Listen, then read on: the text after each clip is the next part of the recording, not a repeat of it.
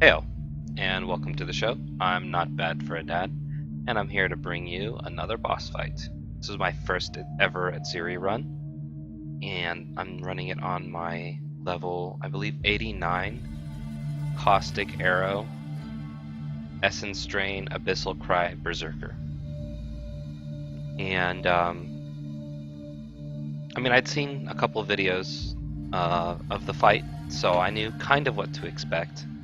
But I brought along a little treat for the bosses. It turns out that it wasn't even necessary. I was testing out the interaction of Abyssal Cry with Vaal Breach. And I know that the frame rates get a little bit slow when you're using things like Abyssal Cry. I haven't found a way around it yet, but if anybody has any tips, I'd be happy to hear them. Anyway, so I'm right here clearing the trash, and I'm clearing the trash using a combination of Abyssal Cry, Caustic Arrow, and I'll use Essence Drain for harder targets, although the monster level here is fairly low, so I don't even need to worry about it that much. Most go down pretty easily. Moving a little bit cautiously just because I'm not exactly sure what to expect. But anyway, the mechanics that I wanted to highlight in this boss fight are the interactions between Abyssal Cry, which once a monster is tagged with this war cry, they will detonate upon death, and that's if anybody kills them. And upon detonation, they deal 8% of their maximum life as chaos damage to nearby allies. And when you scale that up with increased damage, more damage, area damage, chaos damage, slap some poison on it, void manipulation, etc., that can get pretty nuts. And what you see here is I use Vaal Breach. Use it a little bit too early, to be honest, because by the time I've killed most of these guys, the bosses haven't even spawned yet. But you see how the screen basically explodes. Now keep in mind, every one of these monsters, when they explode, will deal their life damage to the boss because of how much area of effect I have. And it turns out that it wasn't even really necessary because these guys, they die pretty fast with just Essence Drain and Caustic Arrow. I'm going to skip through the trash phase a little bit so I can get to the trio. And the trio, I think, is the best use of Vaal Breach in this video. You see, I barely even noticed that they're there. I mean, kind of have to just imagine what's happening between the frame loss. But by the time I'm done detonating 3 or 4 Abyssal Cries, the trio is completely dead. So we're going to skip ahead again to the actual Atziri fight. Now Atziri was considerably squishier than I had anticipated.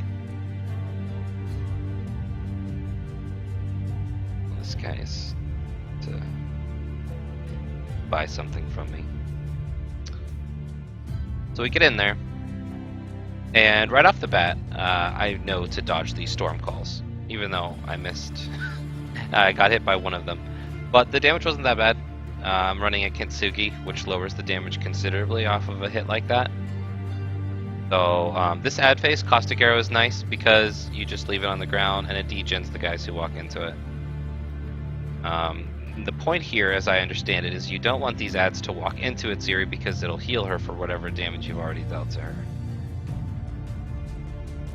She can also be hit with curses. She can be hit with just about anything while she's in that phase. She just won't take damage from it.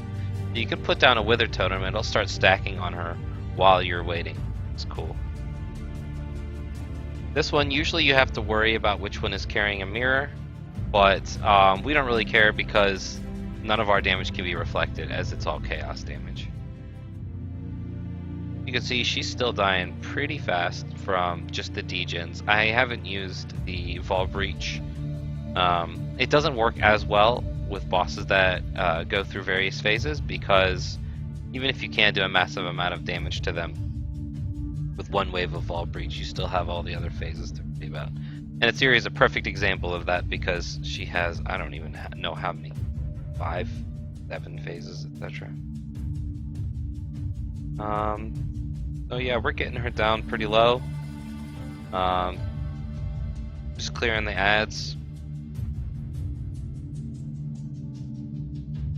I'm using my Abyssal Cry because I'm a Berserker to regenerate my mana.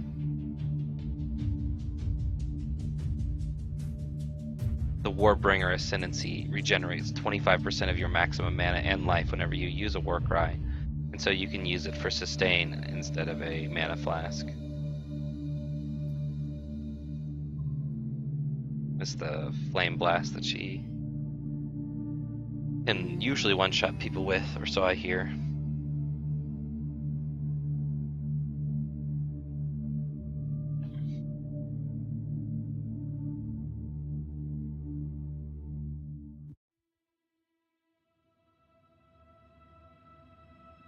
There you go. That was it. I still have yet to run an Uber Atziri, but once I do, I will be sure to upload it. If you guys have any questions or comments, feel free to leave them below. Thanks for stopping by, and I'll talk to you guys later.